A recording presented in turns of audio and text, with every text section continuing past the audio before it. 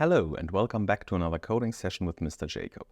Today we want to further take a look at our Brainfuck interpreter rewritten in Rust called RustBrain. And Brainfuck, if you don't know it, is an esoteric programming language. It's a Turing-complete esoteric programming language, which means it just has been more or less created for fun. There is no idea to use this in any production environment at all. So we already had a session where we implemented a basic lexer and reader for the syntax of Brainfuck, which only consists the language only consists of those characters here. So we only have those characters to process. And we created a lexer in the last session. So if you are interested in that, take a look.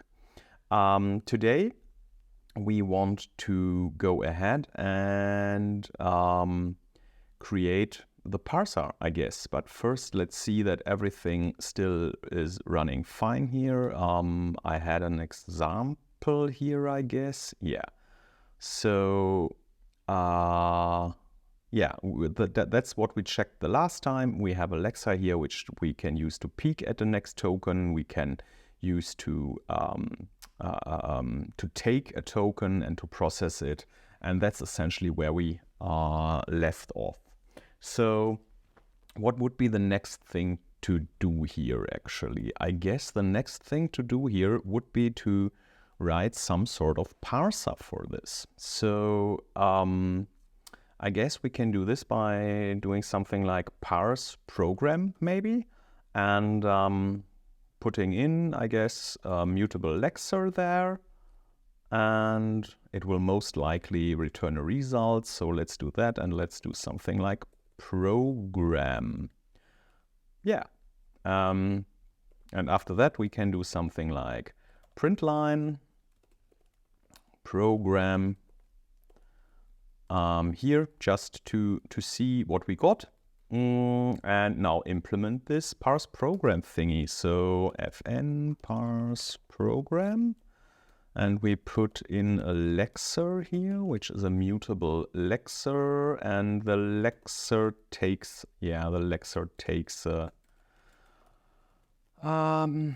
a generic from type read, and we want to return a result with with what? That is a good question. So what do we want to return here? Yeah, a program, I guess.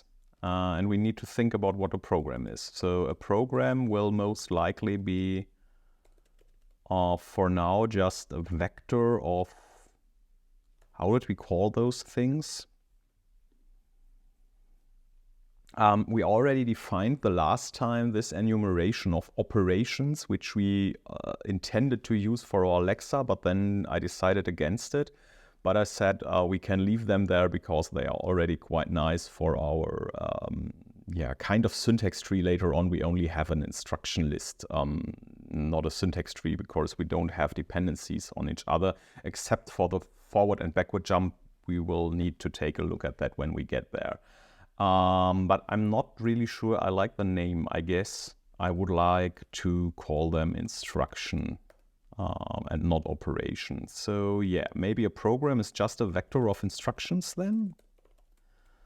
Yeah, I guess let's work with that for now. So let's put it to do here.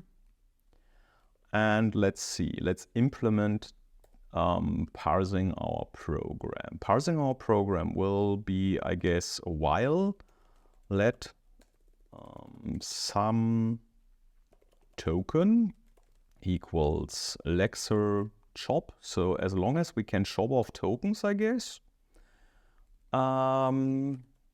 we can parse our program. So, and what do we actually need to do here with this token? I guess we need to somewhat process this as, let's see, as instructions. So maybe parse instruction, and we put in the lexer, and we put in the token, I guess.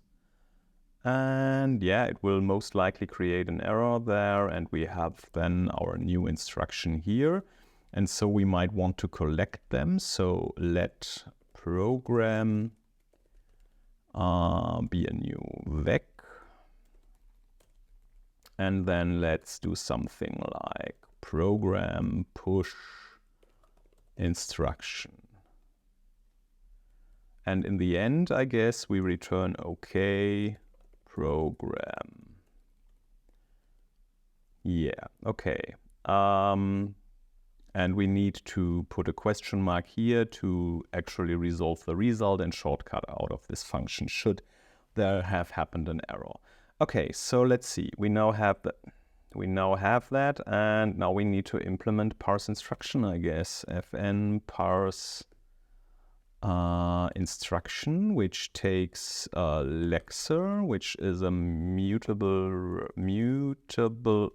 holy shit, reference to a lexer, which has a type R here, which has a type R, which is read, and it returns a result with an instruction, I guess. Yeah, I would think so. So again, the same thing. Let's put a to do in here. And yeah, and we need to take actually the token, don't we? So token will be a reference to a token. Okay, so what we want to do here now is we want to do something like we want to match the token, I guess. So match the token, and we have token here which have a character, and for example this one is, the rest is not interesting to us, so let's see, and let's put a to do here for now, and let's put all those different tokens in there. So we have this one, we have a plus, we have a minus, we have a dot, we have a comma, we have an open bracket and a closed bracket. Holy shit, a closed bracket. So, and if we get something else which we actually should not, so let's do something like this should actually be unreachable. So no other token than the defined set is expected. So yeah, let's take a look at that. What do we need to do? Actually, what we need to do is we simply need to create the corresponding instruction. So this is address left. This is okay. We need to wrap them in an okay. I see. So, and this would be okay, instruction address right, and this would be okay, instruction increment, and now this would be instruction decrement, and this would be instruction output, and this would be instruction input, not increment, but input. This will be instruction jump forward. And this will be instruction jump backwards. Yeah, so now actually we are creating an instruction stream. And yeah, this program needs to be mutable. I get that. And instruction doesn't implement debug trait. I see. There we are. So we can quickly change that to just do a derive and tell it to derive debug here. And maybe now let's, where is our terminal? Let's run that and let's see. Okay, so now we actually parsed all the different tokens into instructions. But at this point, you might ask, first of all, why did we implement a peek function the last time, so that we can actually not only take tokens but look at them? And why didn't we just generate those instructions directly while lexing this stuff? And the reason is that essentially I thought I don't want to only have those plain instructions here, but when I take a look, because when I take a look at this parsed stuff here, I see something like ink, ink, ink, ink, ink, ink. So this is what 7 or 8 inks in a row. So we could actually, during creating the parse tree, or in our case, it's not a parse tree, it's a linear tree. Yeah, but it's a list. While we are creating these instructions, we could already combine those into one instruction actually, and say that this should ink like 1, 2, 3, 4, 5, 6, 7, 8 times. And the same goes for address movement or stuff like that. And therefore, I guess let's go ahead and do that. So maybe we can add data to these instructions. So we can put an usize here, I guess. We can put a usize here, I guess. So incrementing and decrementing the memory fields. Let's quickly check. I mean, I think they are actually okay. I think they are a byte or something like that. Sequence byte byte. Yeah, it's something like that. Machine language. No. 30 leftmost are initialized to point to leftmost area streams of bytes, and 2 streams of bytes. Okay, so leftmost byte of the array. So the memory actually is byte pointer based. So output the byte at the data pointer, increment the byte at the data pointer, and so on and so forth. So I guess we want a U8 here, just because you can't actually combine more than U8 of those increment operations, because it wouldn't make any sense. Is there some output increment by 1? Okay, so what happens if we reach the end? I guess we overflow and start at the beginning again, maybe. And output, yeah, output actually can be a usize again, because we could actually have something like more than 256 outputs. Why not?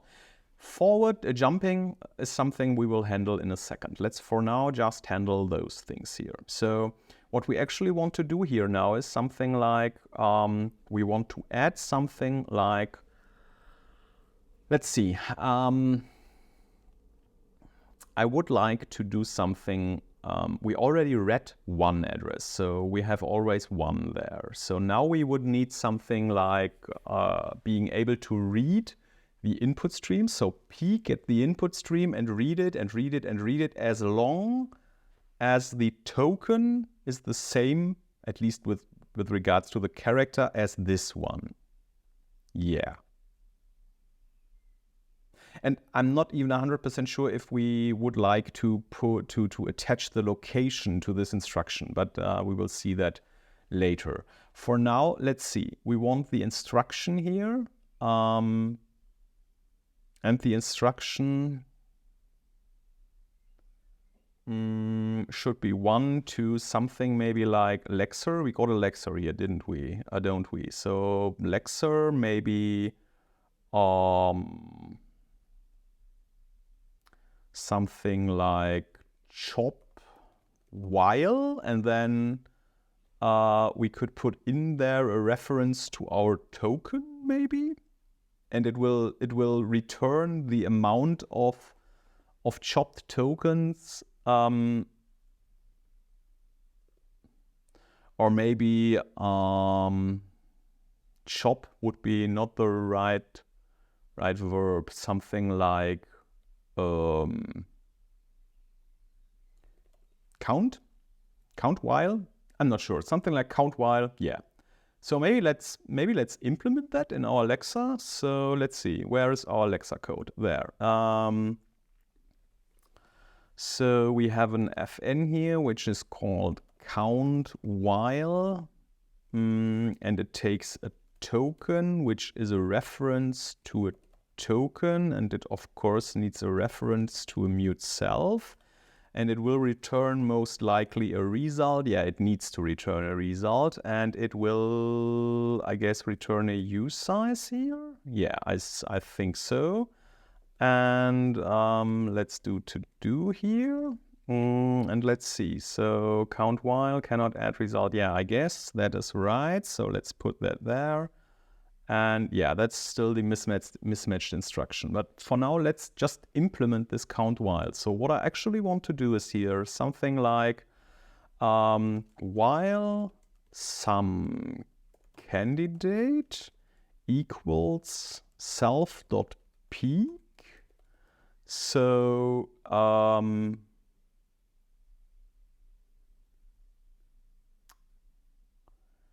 and then I want to do something like candidate.char equals token.char. Cannot find value candidate. Yeah, but wait, what? Okay, let me quickly type this out. It's already breaking my flow. I hate this. I really need to disable this shit. Candidate char equals token char. So if this is the case, then we have something like let mood count equals 0, and this will be a use size. And then we will do something like count plus equals 1. And if it's not, then we simply break the loop. And in the end, we do something like we return the count. We return OK count, of course. So now let's see. Well, what's its problem here? The problem is that I didn't write a let there. So yeah.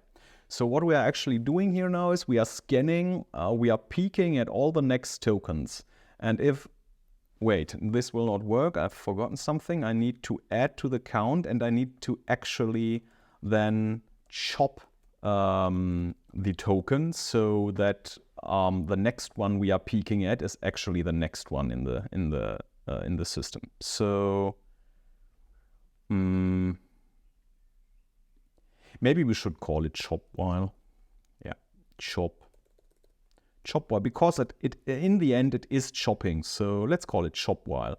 Okay, so now we essentially only need to do the same thing here, I guess. So first one we already got, so then we have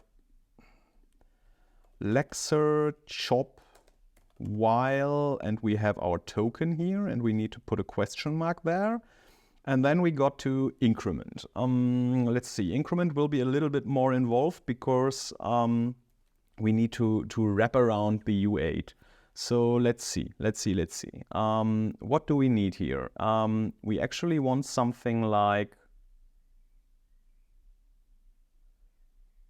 wait, do we really need to care about that here? We can convert. I guess I'm not right. What I can do here is something like, it's not that complicated at all, because we only need to take a look at this once we are interpreting the stuff. So 1 plus, I guess we are putting here, and then we are just putting lexer chop while token here. But this will not be the right case, right type. So what I actually want to do here is, I guess I want to take this modulo 255. Yeah, maybe as U8 then. There's a syntax error. Somewhere is I've fucked up a bracket. So okay, let's split this up into multiple lines because I can't read it. So this is actually the, okay, so now we have this instruction. Okay, there is something definitely wrong there. We have this include here. This is the, this one, this is this one. So there is definitely one missing here. The question now is, why is this not Why is this not working? So because we need one here more as U8 and we need one here. What's this? Okay. Damn it. And essentially we can take the same here because we need the same construct here. We do a decrement here and we chop it. And then we have output. Output is again quite simple there, as we have 1 plus lexer chop while token question mark, and the same for the input, I guess. 1 plus lexer chop while token, something like this. And yeah, and jump forward and backward we are still ignoring. So let's see what now happens if we run our compilation. And yeah, that's already quite nice. We have calculated the increments. Those are the 8 increments that we looked at before separately. So now we have actually a quite interesting construct here already, which we could start to interpret. But I guess we need to take a look at jump forward and jump back first. Because there is something that needs to happen there. So what is this jump forward was? If a byte at the data pointer is 0, then instead of moving the instruction pointer forward to the next command, jump it forward to the command after the matching bracket. So we actually need to know where this is. And if the byte at the data pointer is non-zero, then instead of moving the instruction pointer forward to the next command, jump it back to the command after the matching command. So let's see. As we need something in the future while parsing it, I guess we need a two-pass parser, sort of. We need to do some backpatching there. It will not work otherwise. So what we actually need to do is we need to somewhere hold the state of what we have already parsed with regards to the jumps, and then we need to change them once we know where they point to. Okay, so this is a little bit tricky actually, because that means that we need to now hold a parsing state. So maybe what we want here then is a struct parser. Indeed, it is. So what we want here is we want a parser, and it definitely needs to take something about the jumps. We will see in a second. So let's implement parser here and put this parse instruction and parse program in there just for now, like this. Yeah, of course, this will not work because now this needs a mutable self-reference. And so I will just call that. No method named parse instruction found. Yeah, we will see. Yeah, because we haven't defined that here yet. We haven't said that we want a mutable self here as well. Mute self. Now this should work actually, and if we are going here, we can simply do something like let mut parser equal parser, something like default maybe. We can derive that in a second, and then we will say parser parse program, and we put the lexer in. And we can do something like derive default here for now. So let's see. Yeah, it still works. Okay, nice. So now we can actually store information there. What do we need to store there actually? We need some sort of information about all the different jumps that happened, and all the jumps that we actually need to backpatch once we have seen them. So all we need to know is when we encounter a backwards jump, we need to know where the last forward jump was, because those are always happening in pairs. And once we encounter a forward jump, we need to mark this position to be able to backpatch it once we have seen this one. So actually, this should actually be quite straightforward, as we only need to always remember, I guess, the last forward jump, maybe? No, we need a stack of forward jumps. We need a stack of the last forward jumps. Yeah, so let's see. Let's do something like maybe jumps. Let's call them forward jumps, actually. Forward jumps, and this will be a vectq of what do we actually put in there? I guess the position in the instruction stream, so a usize. And do we want to store the instruction stream in there? We kind of need to, don't we? So we want instructions here, which is a vector of it's a program. We want to store the program there. So we now have the program in the parser, and then we have parse instruction, parse program. Yeah. So actually, this is not right anymore. We are going to do something like this, and we are doing self program equals an empty vector once someone wants to parse a new program. So then we can, okay, yes, we want to return self program, and maybe we only want to return a reference to it, I guess. Yeah. We only want to return a reference to it. Otherwise, we would move it out. Yeah, we can. Or actually, we could move it out of there. Can we do something like... the question... I guess a reference is fine for now. I'm not sure I want the program to be attached to the parser, but let's think about this later, and let's not get down this rabbit hole yet. Okay, so what we now need to do is every time we encounter a forward jump, let's see, every time we encounter a forward jump, we are doing something like self forward jumps dot push back. We are going to push back this forward jump's location. So actually, this would be the... Do we actually have information about our current...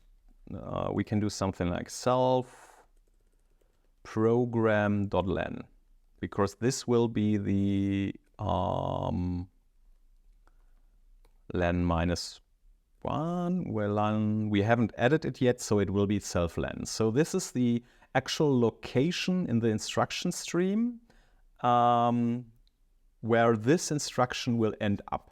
Okay, so this is actually a good thing. So now we have done that. Let's take a look at this one here.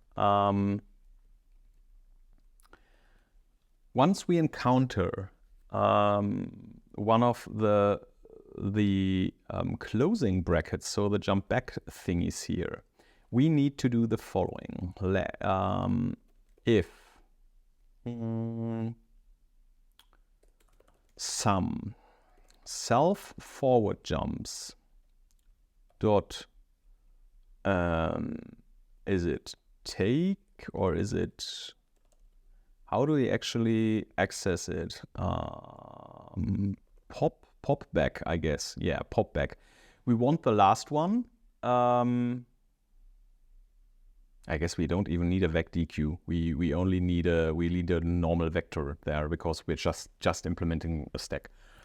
We don't need to access it from both sides. But yeah, let's just take a look at it in a second. So what we want here is we want to actually take the last one out, which would be this instruction thingy here. So if forward jumps, if this is the case, then to do something with it,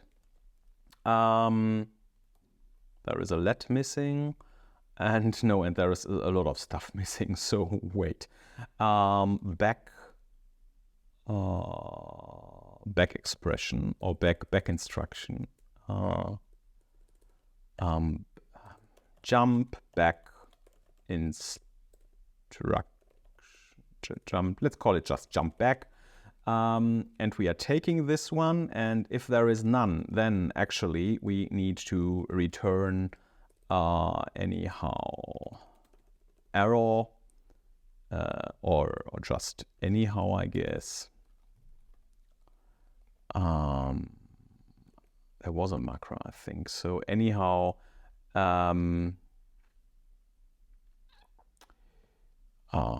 could not find corresponding forward jump for this one, for this bracket at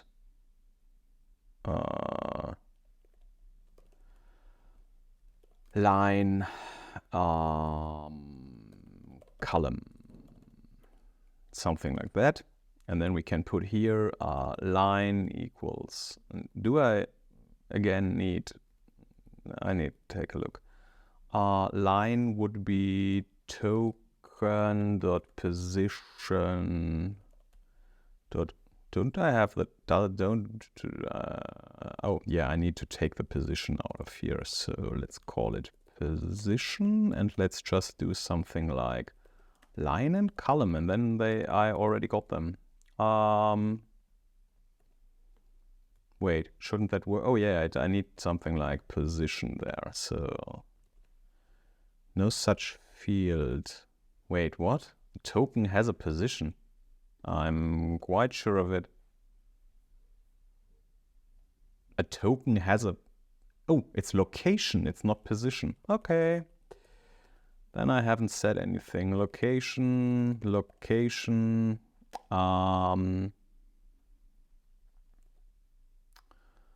And there we go, I guess. And there is still something broken there. We will see. So let's, there is a brace which doesn't belong there. We need to import that. Yeah.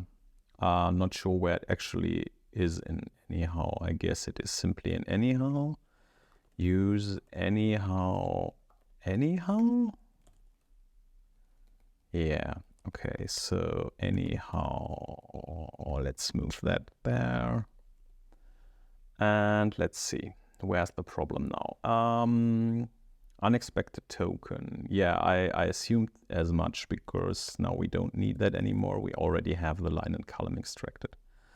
Mismatch type, expected enum result, anyhow error, found anyhow error. Yes, we need to do something like error.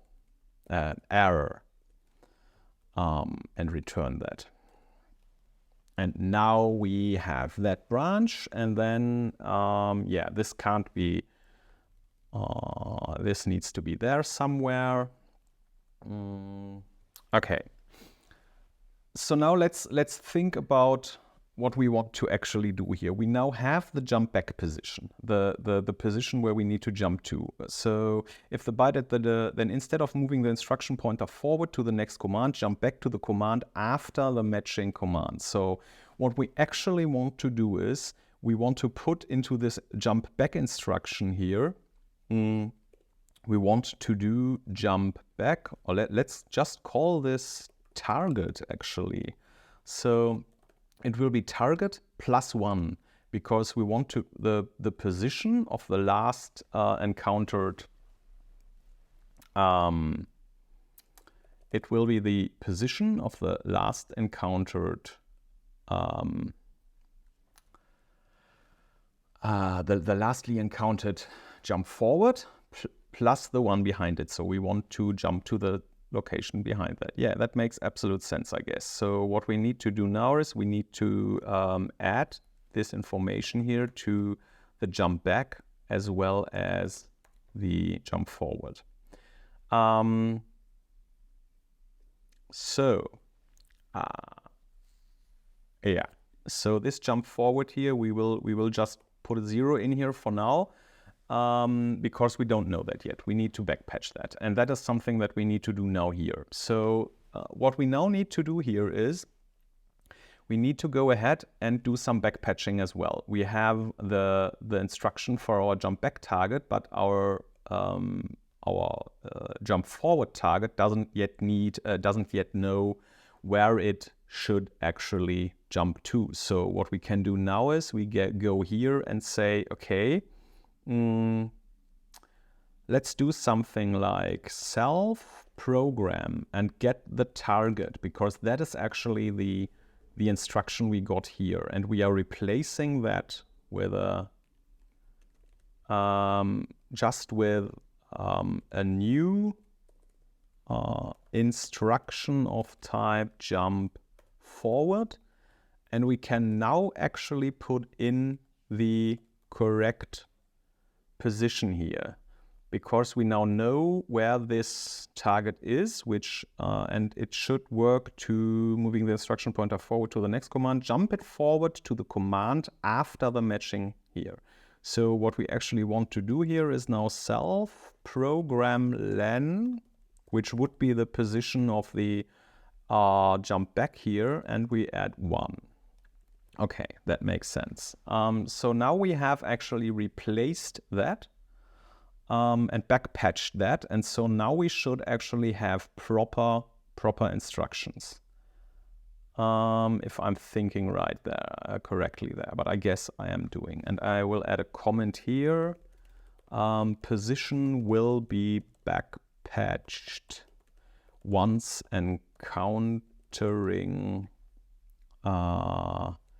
corresponding jump back.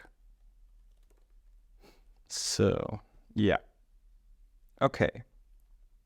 So this is more or less only a placeholder, which we will then replace as soon as we can. So let's actually see what now happens to our program here. We should actually now have something like, let's see. We have starting in the, we have some jump forward here. So jump forward should jump forward to instruction pointer 5. So this is instruction 0 here, this is 1, this is 2. Okay. So 5 would be 3, 4, 5. It is actually the one after this jump back, so this is okay. And this jump back should jump to instruction pointer 3. So 0, 1, 2, 3. It's just after the jump forward. So our logic actually works and it is processing it correctly. And we already have nested jumps here, as you can see. So here we want to jump forward 19. So somewhere here, I guess. And here, or to here, and here we are jumping back to this one. So yeah, that already looks quite okay for me. So let's see. Now we have actually parsed our program. I guess now it's time to kind of interpret it, isn't it?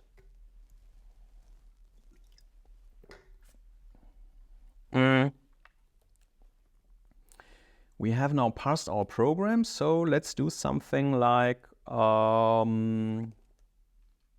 give it a new machine, I guess, because we need some way of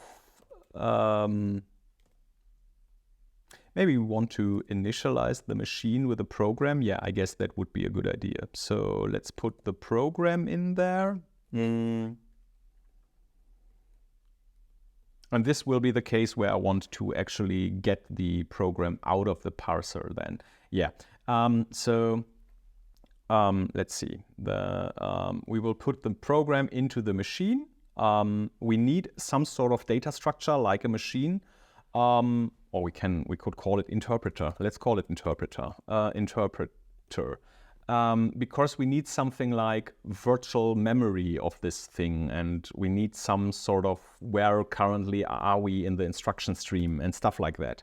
So we need to handle this somewhere, and then we can do, I guess, machine run. Why not? And I assume the machine will need to be mutable. Or it's not, it's the interpreter, not the machine. Interpreter run. So now we need to create this interpreter. So let's do that. Come on. Struct interpreter. It's empty for now, or no, it will have a program, which is a program, and it's not a reference to a program because I don't really want to handle all this referencey and lifetime stuff here now. Even though it wouldn't be that bad, but I guess I simply want to get the program out here. So let's see, we want a program here, and can't we just do something like, wasn't there something like self program swap? Swaps two elements in the slice. No, I want to, oh, then the program would need to be, I see, then this would need to be optional. Yeah, so what we are going to do for now is we are simply cloning that one in the end. And we need, of course, allow for instructions.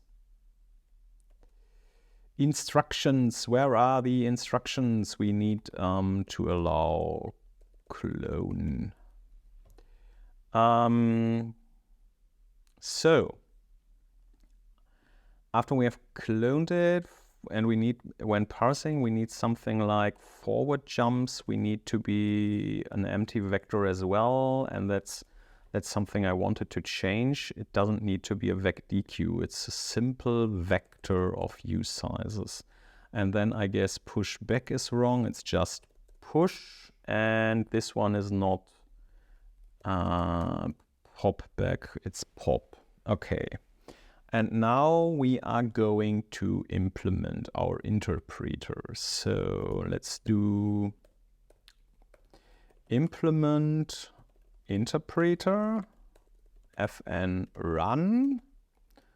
I guess it will return some sort of result, most likely. And let's just do here.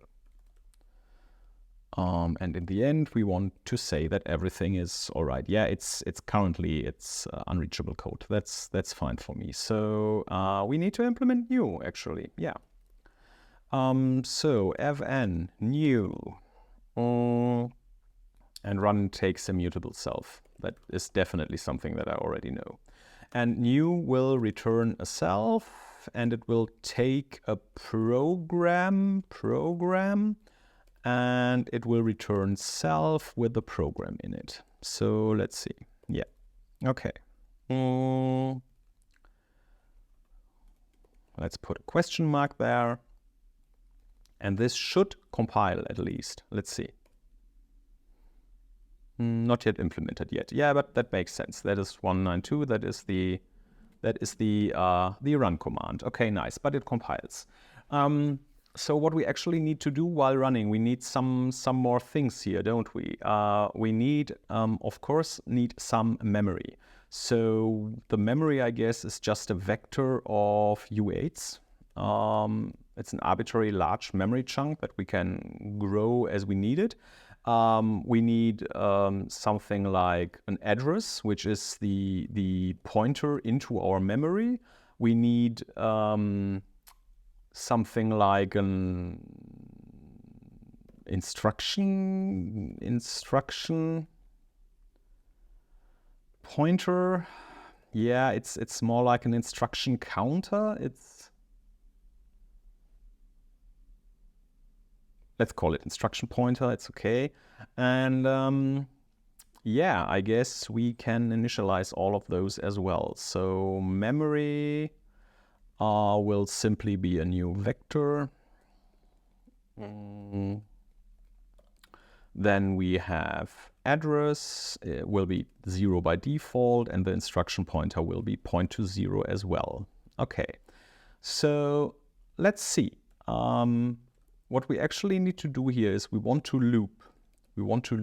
And what we want to do is if self instruction pointer is bigger or equal to self.program.len. So if we somewhat jumped somewhere or moved somewhere outside of our program, then we are actually out of the program and we break here. If this is not the case, but actually we can put that in a while, so then this is even nicer. We can the condition put that in a while. So yeah. Okay, while this is the case, let's do something like match self program at self instruction pointer. So we can have the system fill out all the different matching arms for us. Okay, that is actually nice. But I guess we need to do something about those. So those will be the count in this case, and those will be the come on, those will be target.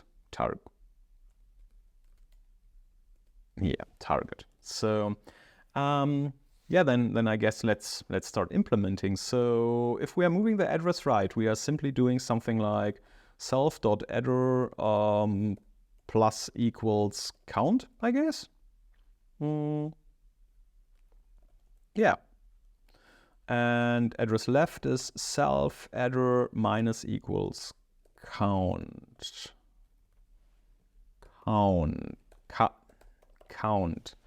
Then we have increment. Increment will be a little bit more involved, I guess, because we have this byte thingy there. So we need something like, we want something like self memory at self-adder equals self memory at self-adder dot, isn't there a wrapping add? Computes wrapping around at the boundary of the type. Yeah, that's exactly what I want to do. So, and let's just put count in here, I guess. Yeah. Okay, wasn't that involved after all. So we do the same thing there for the decrement, but we are doing wrapping sub. Yeah, nice, wrapping sub. Then we have the output, which shouldn't be that hard as well. So what we can do there is we do sys io std out. No, it's not sys, it's std. std io std out dot the right and the the buffer. The buffer is a slice of a U8. Can't I just take that out of the memory then? Self memory, self adder to self adder plus 1, which is exclusive. So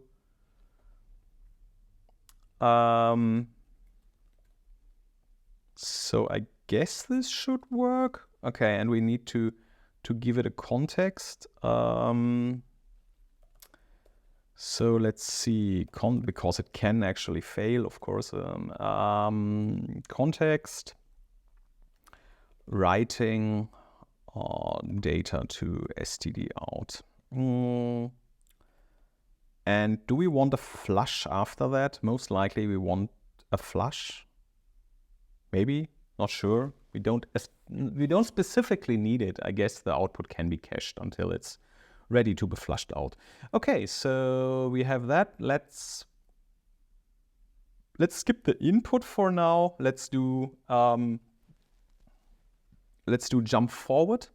And jump forward was I need to definitely read that again. So if a byte at the data pointer is 0, so wait, if it is 0 instead of, and so on. Okay, so we need something like if self.memory, self.error equals 0, then we will do something like self.instruction pointer equals to target. Yeah. And else, oh, and this is something that we need to do in every situation. Self-instruction pointer equals plus equals 1. So otherwise we simply increment the instruction pointer and move to the next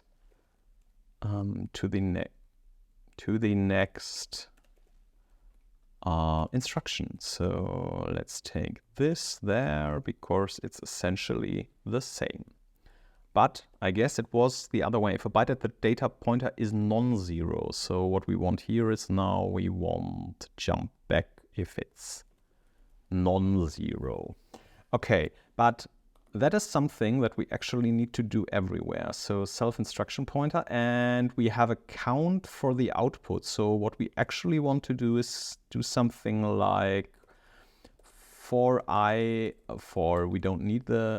something in 0 to count here. Not count, I'm sorry about that. Count. We want to do this. So we want to output it as many times as we have count there. And we want to add something to the instruction pointer here as well. So there we go, and there we go. And in this case, we need to do the same actually. So we want to do something like get this instruction pointer there and the same thing here. So let's reformat this quickly. Okay, so we're always advancing the instruction pointer. If we are jumping, we are jumping. Okay. Yeah, I guess it's time to see if we can actually execute the Hello World program, and it does not output anything. So let's see. We have a Hello World without the comments. Brainfuck. Does this work? Okay. I'm kind of questioning my implementation of the output here. So maybe I should do something like dot.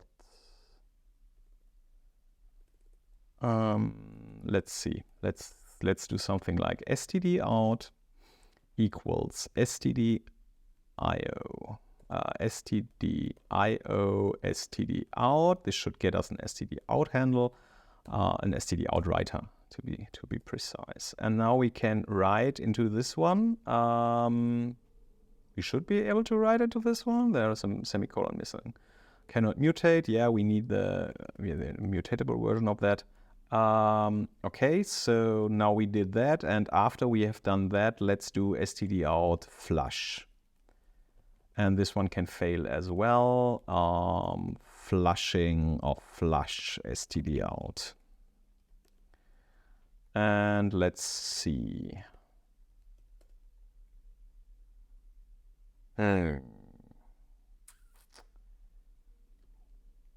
Why you are not work? Why don't you work? Why? So we are actually running the interpreter here. So let's do something like let's maybe output that here if it's really matching it. So let's do print line, and let's do something like self.program, self.instruction. No, that will not work. So let's do something like we are at instruction pointer, and there we are going to execute instruction. So, and we are now doing something like the IP is self.instruction pointer, and the instruction is equal self.program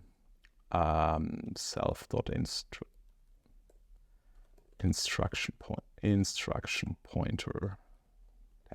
Come on.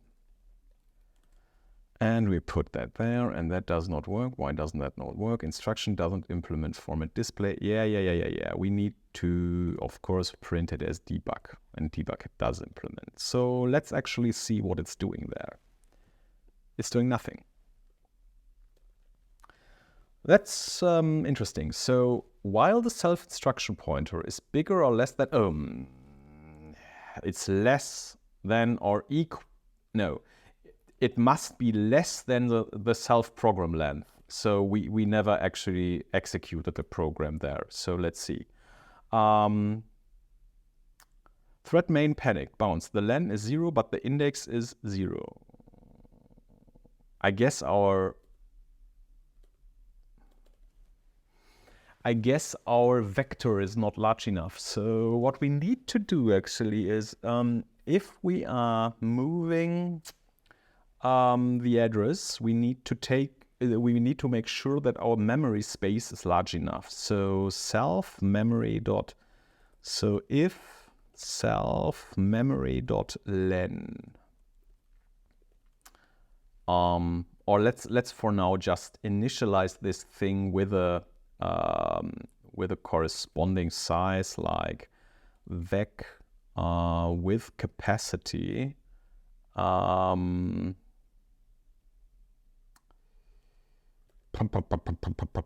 There was something like it must Brainf as well as one-dimensional array of at least 30,000 byte cells initialized to 0. So yeah, but let's maybe do something like for 640 K.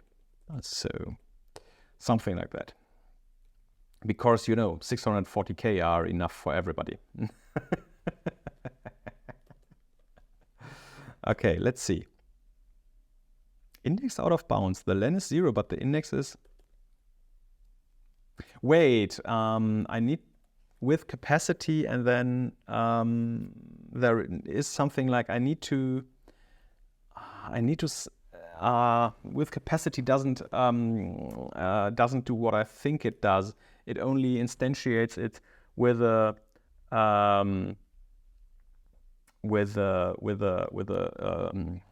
alloc data slice that big. You can somewhat initialize vector. How can I Rust initialize vector with values? How can I put a value in every field there?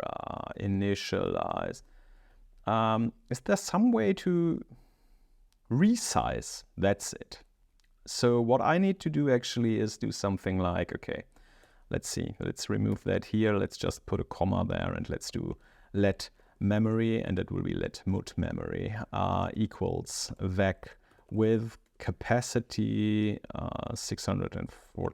Or yeah, we can do new with this. It's not, I don't care. So it's a new vector, and now we do memory resize,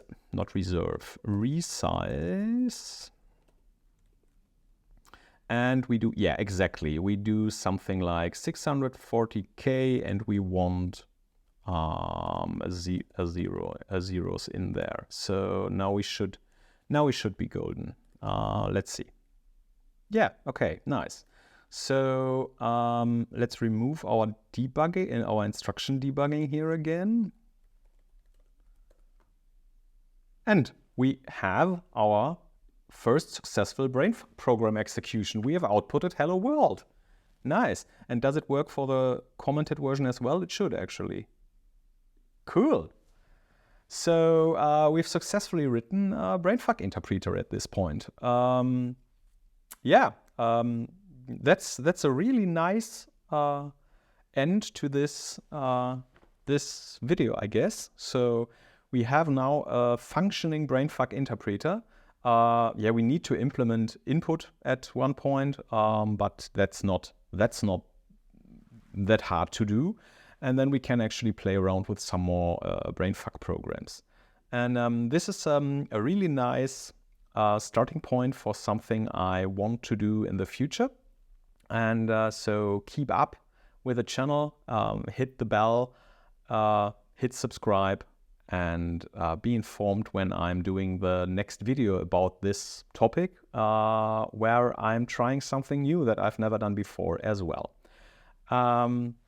So see you in the next time. I hope you had fun. Bye.